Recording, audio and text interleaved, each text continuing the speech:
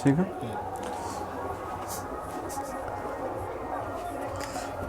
Hello friend, student mind में आप लोगों का स्वागत है। आज हम जानेंगे बौद्ध धर्म के बारे में। हमने पिछले वीडियो लेक्चर में महाजनपद काल से आगे मगध साम्राज्य के उत्कर्ष तक हमने देख लिया था, और भारत जो प्राचीन इतिहास के कैसे राजनीतिक विस्तार हुए, उनके मगध साम्राज्य के उत्कर्ष तक हमने राजनीतिक विस्तार को हमने जान लिया था। प्रशासन के बारे में हम नहीं जान लिया था।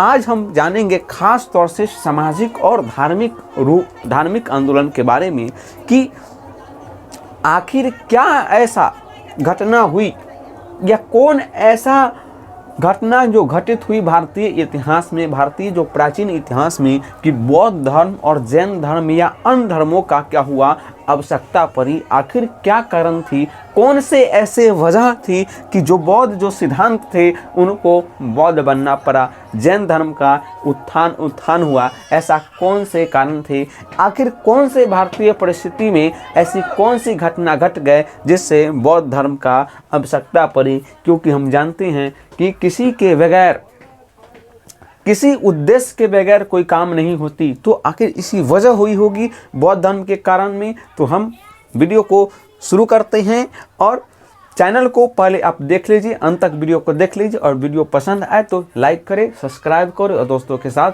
शेयर करें। तो हम चलिए बौद्ध धर्म के बारे में हम जानते हैं।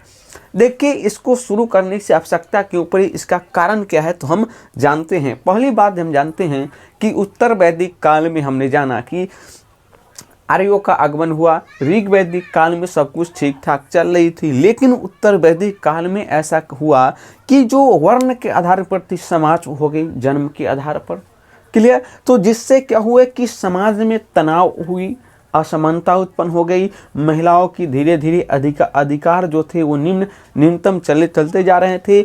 और उत्तर वैदिक काल के लास्ट स्थिति में क्या हुई थी कि 800 ईसा पूर्व में अंजत्री खेरा में लौह का खोज हुआ था, जिससे आर्थिक प्रगति हुई, जिससे किंग धीरे धीरे मजबूत होता चला आ रहा था, और ब्राह्मण वो सामाजिक रूप से श्रेष्ठ थे। फिर वो तो हमने जान लिया। उसके बाद महाजनपद 16 राजनीतिक विस्तार हुआ, और 16 महाजनपदों का क्या हुआ, विस्तार हुआ। तो 16 महाजनपदों का विस्तार हुआ, किंग श्रेष्ठ हो गए, और किंग हमेशा अपनी शक्ति को अब बढ़ाते चले गए। उसके कारण है, और उसमें से मगध जो साम्राज्य था वो सबसे ऊपर निकल के आया। उतना चीज तो हमने राजनीतिक विस्तार में जान लिया। सामाजिक विस्तार में देखिए कि हमने जन्म के आधार पर हो गई। तो क्या हुआ कि जन्म के आधार पर हो गई, तो हमने उत्तर वैदिक काल में हमने जाना था कि जो जन्म के आधार पर थी समाज, तो समाज 4 वर्गों में क्या हो गई थी, विभाजित हो गई थी। तो वो 4 वर्ग कौन से थे, तो पहले थे ब्राह्मण, पहले थे जो स्तर पर थे वो थे ब्राह्मण, दूसरे स्तर पर थे वो थे क्षत्रिय, और तीसरे जो स्थान पर थे वो क्या थे, वैश्य थे, और चौथे स्थान पर थे वो थे शूद्र। तो ये 4 गो जो वर्ण का हुआ निर्माण हुआ, हम जानते हैं कि उत्तर वैदिक काल से ही। क्लियर? तो उत्तर वैदिक काल से तो कम, लेकिन उत्तर वैदिक काल के आखिरी स्थिति से समाज अब क्या हो गई, तो विडंबना जो ऐसी हुई कि अब असमानता अब होने लगी और तनाव सब में होने लगे। क्या कारण थे, तो देखिए, जन्म के आधार पर हो गए, तो जिसका बेटा जो होगा उसी धर्म का अब होगी। क्लियर?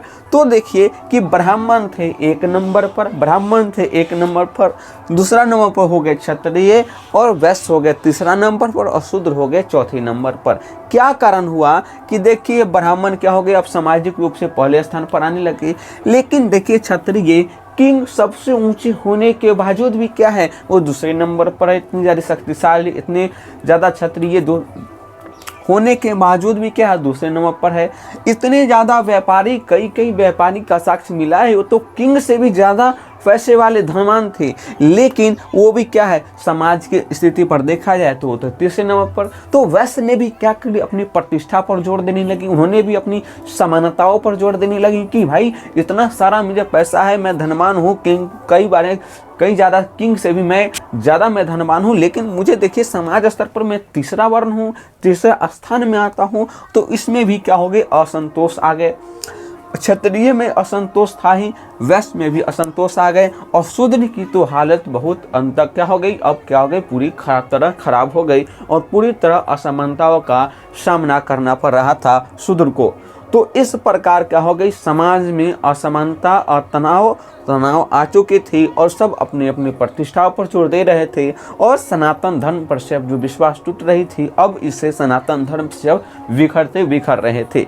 तो ये थी परिस्थितियाँ जिसके कारण क्या हुआ, बौद्ध धर्म, जैन धर्म अन्य धर्मों के प्रति आकर्षित हुआ, जिसे अन्य धर्मों के प्रति आकर्षित हुआ, सनातन धर्म टूटने लगी, सब ब्राह्मणवाद से छुटकारा पाने लगे, जिससे धार्मिक सुधार आंदोलन की क्या हुई, शुरुआत हुई। हम जानते हैं जिससे बौद्ध धर्म, जैन धर्म और नास्तिक हुए। बौद्ध जैन धर्म को नास्तिक कहा जाता है क्योंकि उन्होंने व्यवहारवाद की बात करते हैं, और अन्य जो आस्तिक जो थे कि शैव हुए, वैष्णव हुए, तो इत्यादि अन्य धर्मों का क्या हुआ, उत्थान हुआ और उन्होंने अपनी धार्मिक सुधार आंदोलन की बात करने लगे। तो हमने जाना कि ये परिस्थितियाँ थी, पृष्ठभूमि, बैकग्राउंड थी, इसका कारण क्या था कि बौद्ध जैन को आना पड़ा। तो ये हमने कारण देख लिया कि समाज में असमानता आ गई थी और तनाव आ गए थे और सब अपनी प्रतिष्ठाओं पर जोर दे रहे थे। दूसरा जो कारण थे, और ऐसा सिर्फ भारत में ही नहीं हुआ, विश्व में हम जानते हैं कि यूनान एक जगह है, यूनान से आप परिचित होंगे। यूनान में ही जो स्पार्टा, एथेंस थे, वहाँ भी जो विचारक थे, जैसे प्लेटो हुए, सुकरात हुए, अरस्तु हुए, वो भी अपनी अपनी जो वहाँ पे रूढ़िवादी धारणा आ गए थे, तनाव आ गई थी, असमानता आ गई, तो उसने भी वहाँ भी अपने अपने विचार दे रहे थे। तो विचारक, इसको क्या कहा गया, इनको विचारक कहा जाता है। जैसे भारतीय धर्म के जो विचारक बौद्ध जैन हुए, उसी प्रकार वहाँ यूनान में हम क्या कहते हैं, प्लेटो, अरस्तु इत्यादि। तो हमने जाना कि असमानताओं के कारण इसका उद्भव हुआ। दूसरी बात है, तो हमने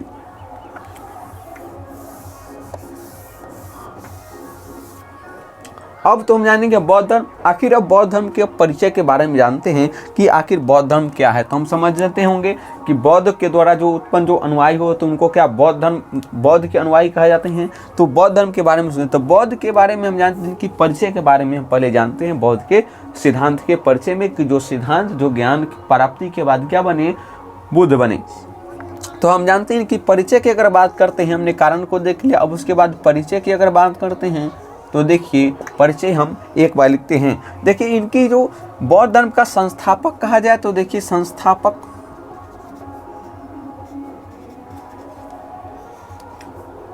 बौद्ध धर्म के संस्थापक, उनकी जन्म, उनकी मृत्यु, उनके पिता का नाम क्या थी, उनकी माता का नाम क्या था, उनका बेटा हुआ उनका नाम क्या था, और उनकी पत्नी का नाम क्या था। इतना बात हम जानते हैं। देखिए इतना तो आपको जानकारी हो गई थी कि बौद्ध धर्म का संस्थापक कौन है, गौतम बुद्ध है। क्लियर। तो हम पहले लिख लेते हैं गौतम बुद्ध।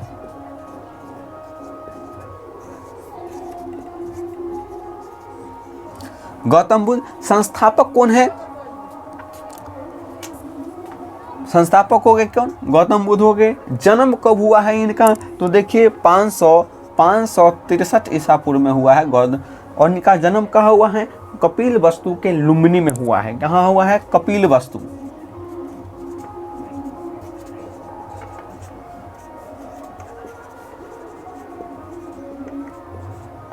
कपिलवस्तु के लुम्बिनी में इनका क्या हुआ है, जन्म हुआ है। मृत्यु इनकी कब हुई, मृत्यु का इनको बौद्ध धर्म में मृत्यु को कहा गया है कि महापरिनिर्वाण की प्राप्ति। तो इनकी जो महापरिनिर्वाण की जिनकी प्राप्ति हुई थी वो 483 BC में हुई थी, वो थी कुशीनगर।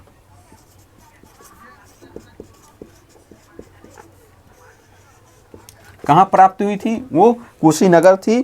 क्लियर। तो हमने इतना जाना कि इनकी जो जन्म कब हुई थी और इनकी मृत्यु कब हुई थी, कुशीनगर में हुई थी। क्लियर। इनके जो पिता था जो सुयोधन,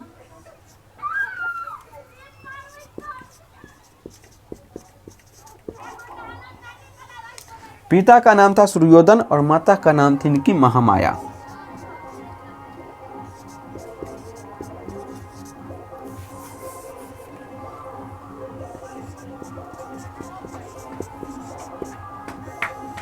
और इनका पुत्र हुआ, एक पुत्र हुआ, उनका नाम था राहुल।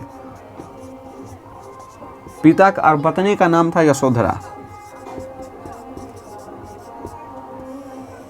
पत्नी का नाम था यशोधरा और महामाया इनकी माता थी। उनको 7वें दिन क्या हो गई, मृत्यु हो गई।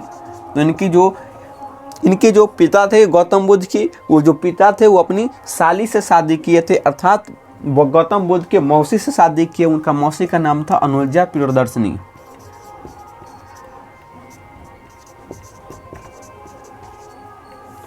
प्रजापति गौतमी।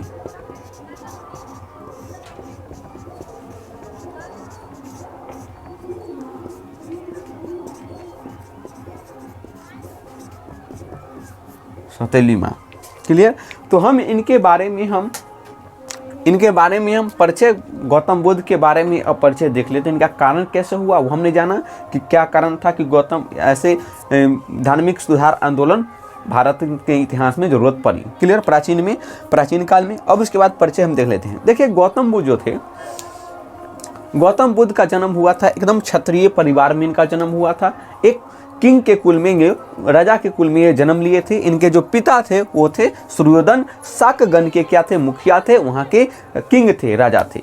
इनकी माता जो थी वो महामाया थी। उसकी जो माता थी उसकी 7वें दिन क्या हो गई, मृत्यु हो गई। तो उन्होंने उनकी जो मौसी थी प्रजापति गौतमी से क्या किया, उन्होंने विवाह किया और जिससे प्रजापति गौतमी ने ही महात्मा बुद्ध की क्या के लालन पोषण उन्होंने किया। इनके बारे में बताया गया है कि जब एक जो पुरोहित थे उनसे जब सुयोधन दिखाए कि गौतम बुद्ध की देखिए ये नक्षत्र में या कुछ कुल में देखिए ये क्या करेगा जीवन में, तो उन्होंने जो महापुरुष थे उन्होंने 2 बात कही थी, या तो यह लड़का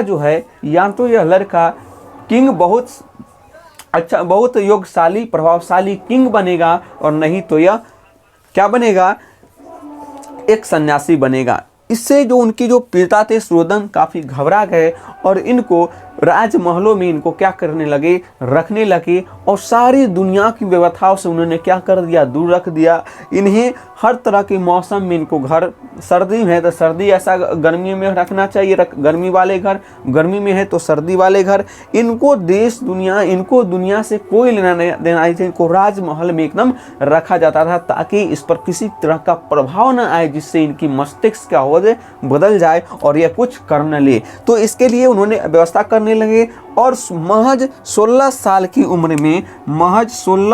की उम्र में क्या किया, इनके पिता ने इनकी शादी करा दिया ताकि ये परिवार के बंधन से बंध जाए तो ये सन्यासी की ओर न बढ़े। तो लेकिन यशोधरा से उन्होंने 16 वर्ष की उम्र में शादी करा दिया, जिससे एक पुत्र की प्राप्ति हुआ। तो हमने इस प्रकार पुत्र की क्या हुई, प्राप्ति हुआ। लेकिन फिर भी महात्मा बुद्ध क्या होते थे कि इनको राजमहल दुनिया से इनको कोई लेना देना नहीं थे। उनको खेलने में, संगीत में, नाच में किसी प्रकार के इसमें कोई दिलचस्प नहीं रहता था। वो एकदम सोचते रहते थे, समझते रहते थे कि वो देश दुनिया क्या है। वो अपनी इनको राजमहल ऐसी इससे कोई मतलब नहीं था। हम तक सोचते रहते थे, बैठते रहते थे, उदास रहते थे। एक बार ऐसा क्या हुआ कि इन्होंने जब अपने घोड़े इनका प्रिय था उनसे जब जा रहे थे तो इनको 4 चीज़ों को उन्होंने 4 दृश्य ऐसा देखा जिनके मन से श्रद्धा इनकी उजागर हुई। पहला उन्होंने देखा, एक बूढ़ा व्यक्ति को देखा। पहला क्या हुआ, उन्होंने पहली बार बूढ़ा व्यक्ति को देखा। जब इन्होंने रथ की सारथी से पूछा कि ये बूढ़ा व्यक्ति कौन है, तो कहा कि जब बूढ़ा को देखा तो वो झुककर चल रहा था। काफ़ी उसकी जो बूढ़ा हो चुकी थी तो वो झुककर चल रहा था, कमज़ोर महसूस कर रहा था। महात्मा बुद्ध ने उस घुड़सवार से पूछा, अपने जो रथ के घुड़सवार थे उससे पूछा कि ये झुककर क्यों चलता है, ये इतना कमज़ोर क्यों है। तब घुड़सवार ने जवाब दिया कि मुझे राजा ने कहा है ऐसा कुछ नहीं बताने के लिए। तो फिर सिद्धांत ने क्या उन पर दबाव डाला कि बोलो क्या है। तो उन्होंने कहा कि ये बूढ़ा हो चुका है। तो महात्मा बुद्ध ने कहा कि क्या सबको बूढ़ा एक बार होना ही पड़ता है, तो क्या हाँ। फिर उन्होंने क्या दिया, एक बूढ़ा को एक देखा, एक मृत व्यक्ति को एक नहीं देखा। एक दिन क्या हुआ, इन्होंने मृत व्यक्ति को देखी। फिर उन्होंने पूछे कि ये जा कहाँ रहा है, तो कहा कि इनका मृत्यु हो गई है। तो ये मृत्यु क्या होती है, कहा कि मृत्यु की सबको एक दिन जाना पड़ता है। तो क्या सब कुछ एक दिन सबको जाना पड़ता है और कुछ भी किसी को लेकर नहीं जाया जाता है। तो उन्होंने मृत व्यक्ति को देखा। फिर एक बार इन्होंने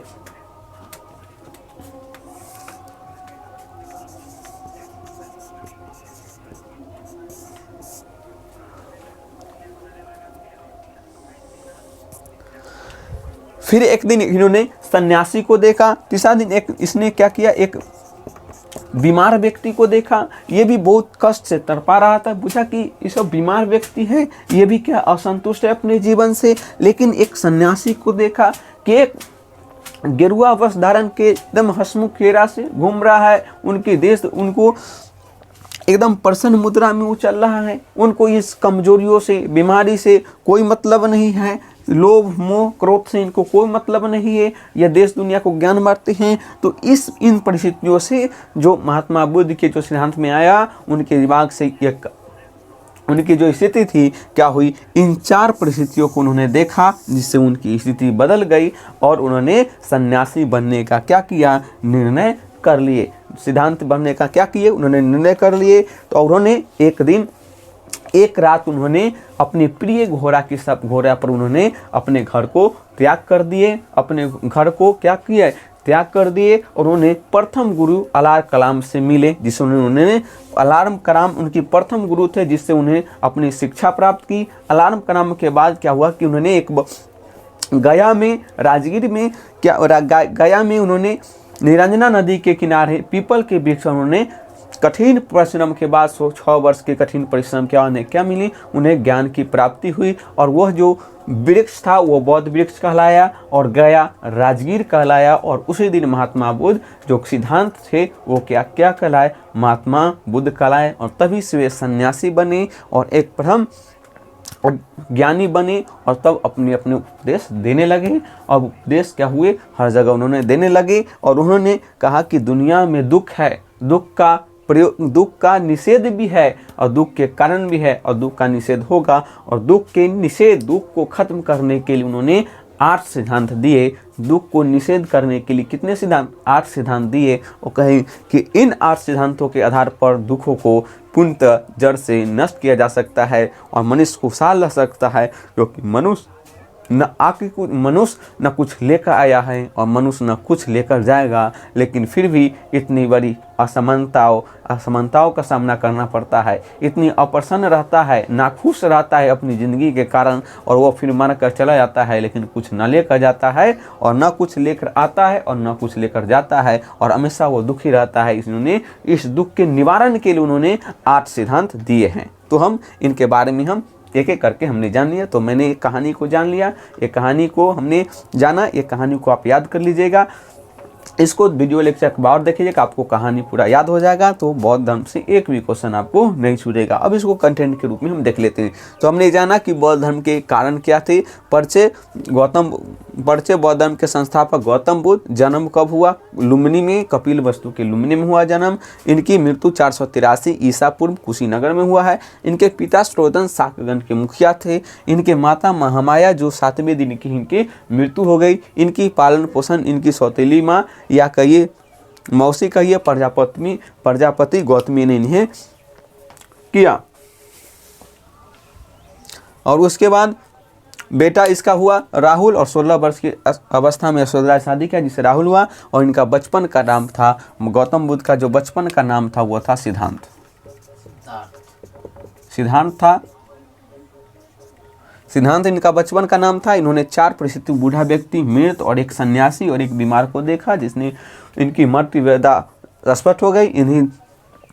इन्हें अपनी ज्ञान के बारे में और उसके बाद इन्होंने क्या किया, घोड़े अपने पवित्र जो अपने प्रिय घोड़े पर सवार होकर इन्होंने घर को त्याग कर दिया, जिस घटना को हम कहते हैं महाभिनिष्क्रमण। देखो, जिस घर त्याग किया उस घटना को क्या कहा जाता है, महाभिनिष्क्रमण।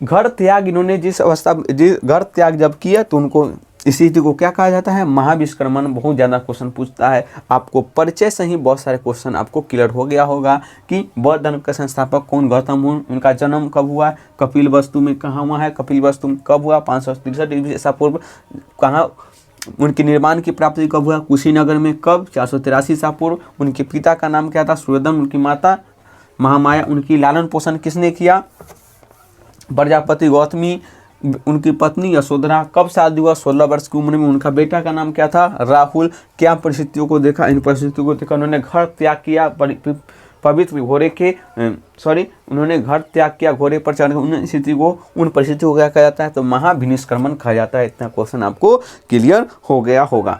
अब सिद्धांत से आखिर बुद्ध कैसे बने, तो हमने जाना कि उन्होंने घर त्याग किया, उन्होंने पहला गुरु था, उन्होंने प्रथम गुरु कहिए, उन्होंने कौन थे, अलार्म कलाम।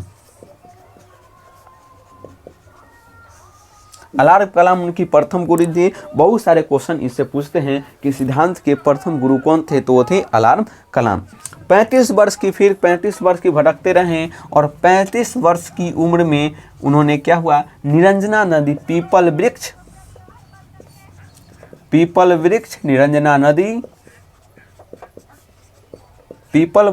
निरंजना नदी और गया में उन्हें गया के निरंजना नदी के पीपल के वृक्ष के नीचे उन्हें क्या हुआ, ज्ञान की प्राप्ति हुआ, ज्ञान और सत्य और ज्ञान की क्या हुई, प्राप्ति हुई। और ज्ञान प्राप्ति के बाद वो क्या कहलाया, तो ये देखिए कब, अलार्म कलाम उनकी प्रथम गुरु, पीपल के वृक्ष के निरंजना नदी, पीपल के वृक्ष कहाँ, गया के निरंजना नदी के पीपल के वृक्ष के नीचे उन्हें ज्ञान और सत्य की क्या हुई, प्राप्ति हुई। ज्ञान और सत्य की क्या हुई, प्राप्ति हुई। और जब ज्ञान प्राप्ति हुआ तो यह गया जो था वो कहलाया क्या, बोध गया कहलाया।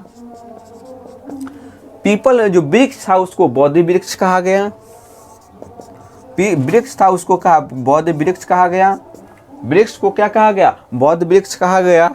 और बौद्ध वृक्ष कहा गया और बोध गया बौद्ध वृक्ष, और उनको क्या कहलाया गया, उनको बौद्ध कहा गया, गौतम बुद्ध अब कहा गया। तो ये आप ध्यान रखिएगा कि जिस स्थान पर उन्हें ज्ञान प्राप्त हुआ बौद्ध गया हो गया, और जिस वृक्ष के नीचे उसको नाम ले लिया बौद्ध वृक्ष, और वो क्या सिद्धांत क्या कहलाए, बौद्ध कहलाए। क्लियर, हमने जाना।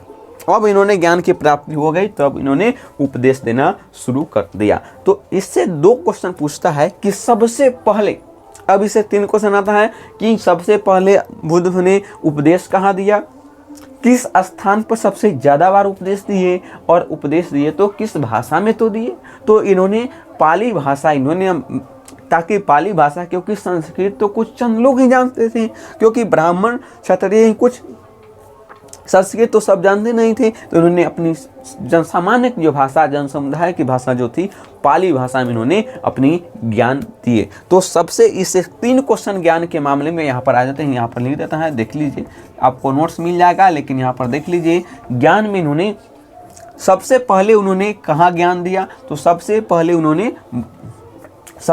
उन्होंने अपना पहला उपदेश दिया था वो सारनाथ में। सारनाथ में उनकी पहली उपदेश थी। उसके बाद श्रावस्ती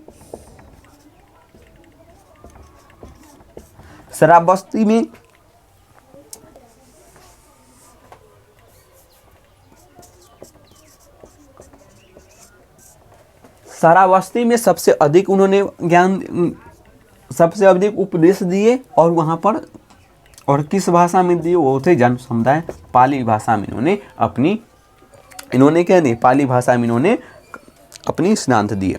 तो हमने देखा कि इनकी परिचय के बारे में उन्होंने कब निर्णय किए, और वो निर्णय किए तो उन्होंने प्रथम गुरु अलार्म कलाम से मिले। उसके बाद पीपल वृक्ष, निरंजना नदी, गया देखिएगा, और वो बोध गया, बौद्ध वृक्ष और बौद्ध बना, घर त्याग को महाविनिष्क्रमण। और इन्होंने सबसे पहले उन्होंने ज्ञान सारनाथ में दिया। उसके बाद सबसे अधिक उपदेश श्रावस्ती में, और किस भाषा में, तो पाली भाषा में। और उन्होंने कहा कि विश्व दुखों से क्या है, भरा है, और इस दुख का निवारण भी है। और निवारण के लिए उन्होंने कितने सिद्धांत दिए, निवारण के लिए उन्होंने 8 सिद्धांत दिए। निवारण के लिए उन्होंने कैसे दिया, 8 सिद्धांत दिए। क्लियर। तो एक नोट है यहाँ पर, आप इसमें देख लीजिए, एक नोट है यहाँ पर कि एक नोट में आप यहाँ पर देख सकते हैं कि सबसे सबसे पहले ये जो मूर्ति पूजा भारत में किसकी हुई है? तो बुद्ध की हुई है।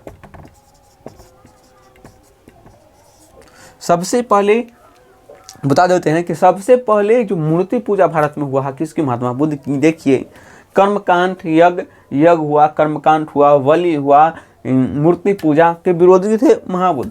लेकिन इनकी निर्माण के बाद कुछ असमान, कुछ इनकी जो रूढ़िवादिता जो थी, कुछ इनके से फायदा उठाना चाहते थे, वो क्या कर दिया? भगवान बुद्ध को ही मान लिए क्या है कि ये भगवान का रूप है और इनको ही मूर्ति पूजा करने लगे। तो देखिए, जो विरोधी थे उनको ही इन्होंने इसमें सम्मिलित करवा दिया कुछ चंद रूढ़िवादिताओं ने। तो हमने जाना, तो इन्होंने धार्मिक जुलूस प्रबंध करने, धार्मिक जुलूस हुए, सबसे पहले मूर्ति पूजा, तो ये सब कौन? महात्मा बुद्ध। तो हमने इतना सारे चीज़ को हमने फर्स्ट लेक्चर में जाना। तो चलिए, फर्स्ट वीडियो लेक्चर में हम इतना ही। तो अब अगले सेकंड लेक्चर में हम जानेंगे इनके क्या है, इन्होंने आठ के सिद्धांत, इनका जो साहित्य क्या है, आठ सिद्धांत के है, और इनके अन्य फैक्ट के बारे में। तो हमने जाना कि गौतम बुद्ध कैसे इसका बौद्ध धर्म का उदाहरण हुआ, नास्तिक आस्तिक कैसे धर्मों का आया।